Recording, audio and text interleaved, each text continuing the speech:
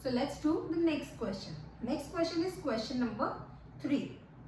Arun bought a pair of skates at a sale where the discount given was 20%. If the amount he pays is 1600, find the marked price. Now इस बार क्या हुआ है, इस बार एक boy है अरुण, ये कहीं पे गया था जहां पर इसने एक स्केट्स खरीदे हैं, ओके, और उसके ऊपर उसको कुछ डिस्काउंट भी मिला है 20% का। तो जो अमाउंट उसने पे किया है वो है 1600। Find the marked price. इस बार थोड़ा सा उल्टा हो गया, अब आप देखिए ढंग से समझिए। इस बार क्या हुआ है, डिस्काउंट गिवन इज 20%। 20% का उसको डिस्काउंट मिला है and the amount he has paid is 1600। अच्छा बताइए, जो अमाउंट अरुण ने पे किया है वो अमाउंट एमआरपी होगा या एसपी होगा? एसपी होगा। ये वो अमाउंट है जिस पे शॉपकीपर ने उस चीज को बेचा है, ठीक है। तो इस बार हमें एसपी दे रखा है, हर बार हमें एसपी निकालना होता है कि कितने पैसे हमें कस्टमर को देने हैं, बताइए, है ना, डिस्काउंट के बाद या टैक्स के बाद। तो हर बार हम एसपी निकाल रहे थे, इस बार आपको दिया हुआ है, तो इस बार आपको निकालना क्या है, फाइंड द मार्क्ड प्राइस। इस बार आपको मार्क्ड प्राइस निकालनी है।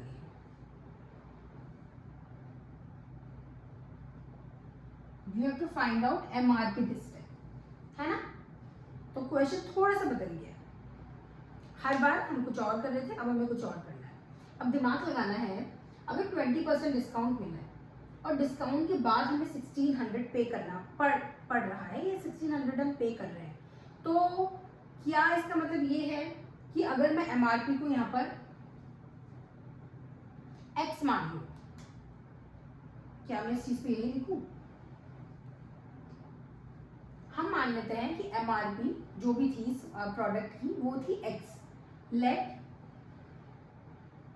एमआरपी बी x, ठीक है।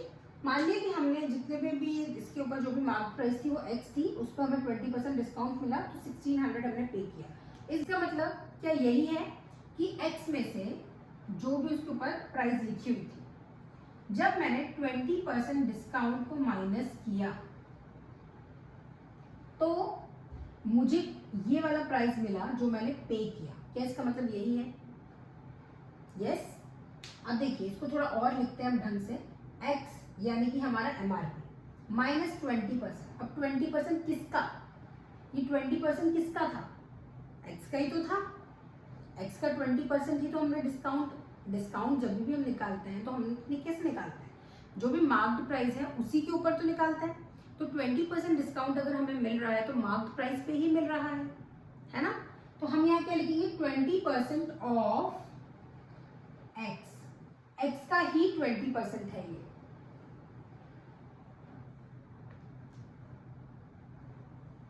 राइट। तो x में से x का ही 20% माइनस किया तो ये आंसर आ गया। अब इसको सॉल्व कर लेते हैं।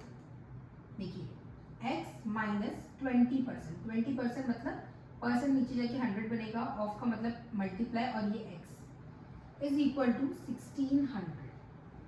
0 से 0 कट गया, 2 1 जार 2, 2 5 जार 10, यानी कि आपके पास बचा या x minus 1/5x is equal to 1600।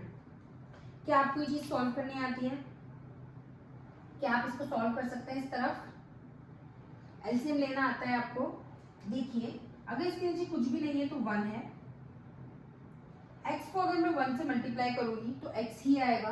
किसी भी चीज को अगर आप 1 से मल्टीप्लाई करते हैं, 2 1 जार 2 होता है, 3 1 जार 3 होता है, 4 1 जार 4 होता है, तो अगर मैं x को भी 1 से मल्टीप्लाई करूं तो मेरे पास यहाँ पर क्या आएगा? x ही आएगा। तो क्या मैं इसको ऐसे लिख सकती हूँ, x/1 माइनस x/5। अब अगर आपको एलसीएम लेके सॉल्व करने आता है तो वेल एंड गुड, और अगर नहीं आता है तो आप क्या करेंगे, 5 को x से मल्टीप्लाई करेंगे, क्रॉस मल्टीप्लाई करेंगे आप, है ना, इसको इससे और इसको इससे, फिर लास्ट में पहले इतना ही करते हैं, 5 into x 5x minus 1 into x ही आएगा, अपॉन में क्या आएगा, अपॉन में आएगा 1 मल्टीप्लाई बाय 5, सो 5 ही आएगा। ये चीज समझ लो आप बहुत अच्छी तरीके से। मैंने क्या किया, देखिए एलसीएम जब भी आप फ्रैक्शंस को ऐड करते हैं, आपने फ्रैक्शंस के बारे में पढ़ा है, न्यूमरेटर अपॉन डिनोमिनेटर की फॉर्म, उनको ऐड करने के लिए आपको एलसीएम निकालना पड़ता है, आपको ये मेथड सॉल्व करना पड़ता है, मतलब इस मेथड से आपको करना पड़ता है। मेथड क्या है? जो डिनोमिनेटर है क्रॉस मल्टीप्लाई करना। क्रॉस मल्टीप्लाई मतलब नीचे वाले को ऊपर वाले से, नीचे वाले को ऊपर वाले से। तो 5 into x 5x, 1 into x x, बीच में माइनस का साइन था वही लगाएंगे, और डिनोमिनेटर में 5 इंटू 1 लिखेंगे, तो 5 इंटू 1 5 होता है। और ये सारा किसके बराबर है? 1600 के बराबर, इज इक्वल टू 1600। 5x में से अगर x को माइनस करेंगे तो कितना आएगा? देखिए 5x का क्या मतलब है कि 5x है, उनमें से अगर एक x को माइनस करेंगे तो कितने x बचेंगे हमारे पास? 4। ओके, तो 5 minus x, 5x minus x is 4x upon 5। अब आपको इसको सॉल्व करना है, x यही रहेगा 1600, ये और ये 4 अपॉन 5 x से मल्टीप्लाई हो रहा है, तो वहां जाके क्या होंगे? डिवाइड। ओके,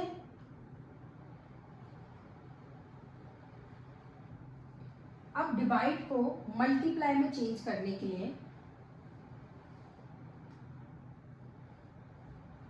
क्या करना पड़ता है? इनका रेसिप्रोकल 5 अपॉन 4। देखिए बेटा, अब आगे हम इसको इतना डिटेल में नहीं करेंगे, आप इसको ऐसे सिंपली समझ लीजिए कि ये जो 5 है ये ऊपर चला जाएगा न्यूमरेटर में, और ये जो 4 है ये आ जाएगा डिनोमिनेटर में, तो हमारी ये स्टेप जो है कम हो जाएगी। देखिए यही हुआ है ना, 5 चला गया है न्यूमरेटर में, 4 चला गया है डिनोमिनेटर में, तो आप ऐसे समझिए जो न्यूमरेटर में है उस तरफ जाके डिनोमिनेटर में चला जाएगा, जो डिनोमिनेटर में है वो उस तरफ जाके न्यूमरेटर में चला जाएगा। ठीक है, और इसका जो मेन कॉन्सेप्ट है वो मैं आपको समझा चुकी हूँ कि डिवाइड होता है तो वहां जाके मल्टीप्लाई करेंगे तो रेसिप्रोकल होगा। अब आप इसको सिंपली काट सकते हैं, 4 1 जार 4, 4 4 जार 16, और 2 0 और लग गए, तो हमारे पास कौन कौन बचा? 400 मल्टीप्लाई बाय 5, अपॉन में 1 है तो 1 का इतना कोई फर्क नहीं पड़ता है, तो 4 5 जार 20 और 2 0 और, यानी कि हमारा फाइनल आंसर आया है 2000। अभी 2000 रुपीज क्या है? ये 2000 रुपीज उसके एमआरपी थे, ये एक्स की वैल्यू है ना, ये सब जो हमने निकाला है ये एक्स की वैल्यू है, ये एमआरपी है, मतलब 2000 उस स्केट्स के ऊपर लिखा हुआ था, उसको 20% का डिस्काउंट मिला, और वो चीज उसको कितने में मिली? 1600 में। तो क्या आप देख सकते हैं कि वो 20% डिस्काउंट कितना था? 400 रुपीज, यही था ना। 16 में 400 ऐड करूंगी तो ये आ जाएगा, तो उसको 400 रुपीज का डिस्काउंट मिला। Okay, so MRP is rupees 2000। एक बार और समझ लीजिए, हमसे कहा गया था कि एक बॉय है अरुण, उसने स्केट्स लिए और उसको 20% का डिस्काउंट मिला, और उसने कितने रुपीस पे किए? 1600 रुपीज उसने पे किए।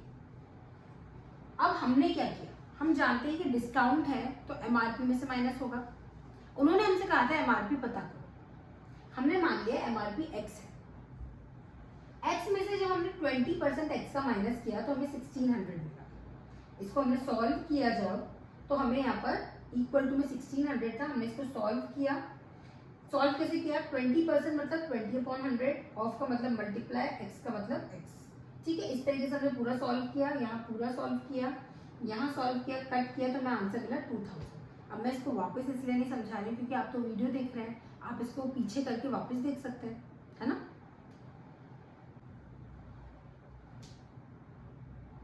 नेक्स्ट क्वेश्चन है question 4। I purchased a hair dryer for ₹5400 including 8% VAT. Find the price before VAT was added. So actually VAT क्या है? वैट कुछ भी नहीं है, वैट एक प्रकार का या एक टाइप का टैक्स ही है, इसको कहते हैं वैल्यू एडेड टैक्स, है ना। तो टैक्स ही है, पहले एक बार इस क्वेश्चन में आया था सेल्स टैक्स, इस बार आया value added tax. Tax tax ही होता है, आपका जो भी प्राइस होगा उसमें ये ऐड ही होगा। तो इस बार ये क्या कह रहे हैं कि हमने एक हेयर ड्रायर खरीदा है और ये 5400 का है इंक्लूडिंग 8% टैक्स। ओके, तो अगेन इस बार आपको निकालना है वैट को ऐड करने से पहले वाली प्राइस। अब देखिए टैक्स को ऐड करने से पहली वाली प्राइस क्या होगी, वो होगी उसकी मार्क प्राइस, है ना। Okay, question 4. So we will write MRP of hair dryer. तो X है. The amount which we have paid यानी कि SP of hair dryer is 5,400. And tax is, what is the tax that we have paid? We have paid 8% tax. And we have to find out the MRP. तो MRP को हमने पहले से X मान लिया है, ठीक है। इतने पैसे हमने दिए हैं, इस पे 8% हमने टैक्स दिया है और इसका MRP हमने X मान लिया है। क्लियर? अब देखिए क्योंकि टैक्स है तो MRP में ऐड ही होगा। क्लियर है ना इतनी सी बात, तो कि टैक्स है तो इसमें ऐड होगा। तो ये बिल्कुल सेम एग्जैक्टली पुराने वाले जैसा है, बस थोड़ा सा बात बदल गई, थोड़े से नंबर्स बदल गए। वही हम करेंगे, X में हम ऐड करेंगे 8% ऑफ X, X का ही 8% इसमें ऐड करेंगे, तो हमारा टोटल मनी हो जाएगा 5,400। X प्लस 8% मतलब 8/100, ऑफ का मतलब multiply into X is equal to 5,400। अब आप इसको काट लीजिए, 2 की टेबल में 4 टाइम्स, 2 की टेबल में 50 टाइम्स, 2 की टेबल में 2 टाइम्स, 2 की टेबल में 25 टाइम्स। तो ये हमारे पास बच गया x plus 2/25 x is equal to 5,400। अब इसको सॉल्व कर लेते हैं। यहाँ कुछ नहीं है तो 1 है, ओके। तो 25 multiply by x 25x, 1 multiply bye 2x 2x, बीच में कौन सा साइन है, प्लस का, अपॉन में 25 into 1, so it is 25 and this is equal to 5,400। 25 plus 2 कितना हो जाएगा, 27x upon 2, sorry upon 25 is equal to 5400। अच्छा, मैंने आपको भी बताया था जो चीज़ें न्यूमरेटर में होती है वहां जाके डिनोमिनेटर में, जो चीज़ें डिनोमिनेटर में वहां जाके न्यूमरेटर में। ऐसा क्यों हो रहा है वो आप सब जानते हैं। सो x की वैल्यू क्या होगी, 5400 मल्टीप्लाई बाय 25 अपॉन 27। अब आप देखिए क्या इसमें से कुछ कट रहा है क्या, 27 और 54 किसी टेबल में एक साथ आते हैं, यस 9 की टेबल में। 9 3s आर 27, 9 6 आर 54 और 0 0 लग जाएंगे। अभी और कट जाएगा, 3 1s आर 3, 3 की टेबल में 6 2 टाइम्स और 2 0, तो हमारे पास आंसर आया 200 मल्टीप्लाई बाय 25। मैंने आपसे कहा था 25 की टेबल याद कर लो। अच्छा, पूरी टेबल भी याद करने के लिए नहीं बोली थी, सिर्फ 4 तक याद करने के लिए बोला था। 25 1s are 25, 25 2s are 50, 25 3s are 75, 25 4s are 100। देखिए फिर से आ गया 25 2s आर, 25 2s आर क्या होता है 50 और 2 0 और लग गए तो 5000। So this is the answer. हमारा जो MRP था वो 5000 था, उस पर हमने 8% टैक्स दिया और ये 5400 बन गया, यानी कि टैक्स हमने कितना दिया है, फिर से हमने टैक्स 400 रुपीज दिया है ना।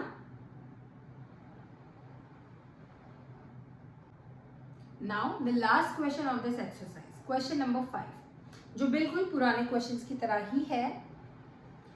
An article was purchased for rupees 1,239, including GST of 18%. Find the price of the article before GST was added. GST is again a tax and the full form of GST is Goods and Services Tax. कोई सा भी tax हो, हमारे लिए तो tax ही है ना, तो ये हमारे लिए तो ऐड ही होगा। तो हमारे पास क्वेश्चन में क्या क्या दे रखा है, the article was purchased for rupees इतना, that means this is the ST, SP of article. इस बार हमें ये नहीं बताया कि वो आर्टिकल है क्या, सिंपली आर्टिकल कह दिया गया है। तो इसकी SP है ₹1239। GST जो इस पर एडेड है वो है GST is 18%.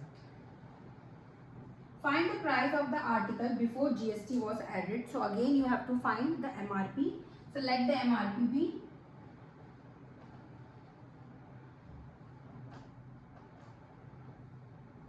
X. फिर से हमें वही करना है, X में 18% टैक्स हम जोड़ेंगे तो हमारे पास ये आंसर आ जाएगा। तो देखिए X प्लस 18% ऑफ X का ही 18% जोड़ा तो हमारे पास आंसर आ गया 1239। अब इसको सॉल्व कर लो। X प्लस 18% यानी कि अपॉन में 100 multiply by X is equal to 1239। इसको काट लो, 2 की टेबल में 9 टाइम्स, 2 की टेबल में 50 टाइम्स, और तो मेरे ख्याल से कटेगा नहीं। तो हमारे पास आया x plus 9x upon 50 is equal to 1239।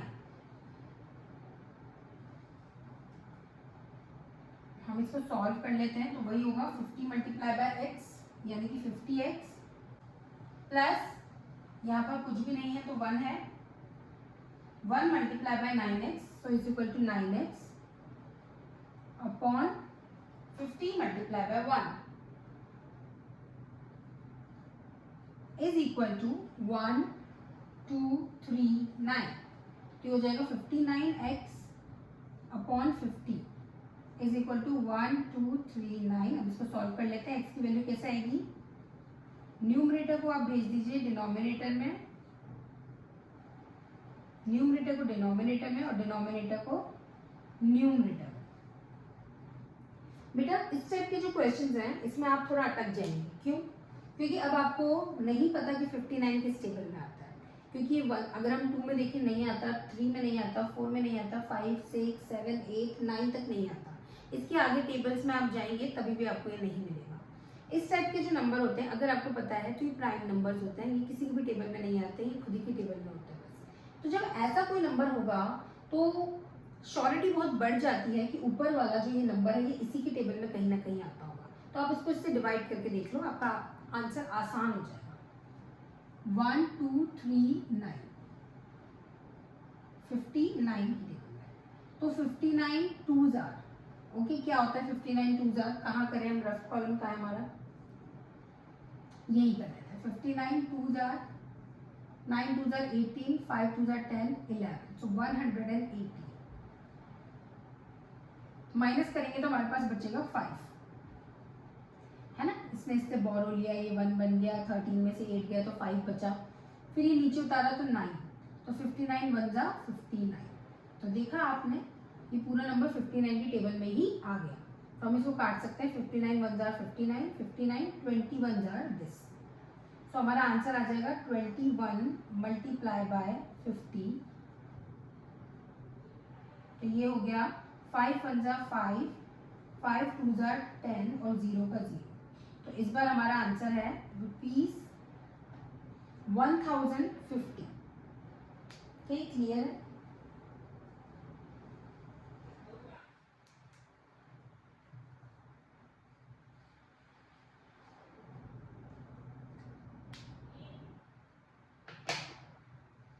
With this the exercise is over. I hope आपको सब समझ में आया होगा। अब हम मिलेंगे नेक्स्ट एक्सरसाइज के लिए, एक्सरसाइज 7.3। तब तक आप एक्सरसाइज 7.1 और 7.2 को अच्छे से रिवाइज कीजिए। Thank you.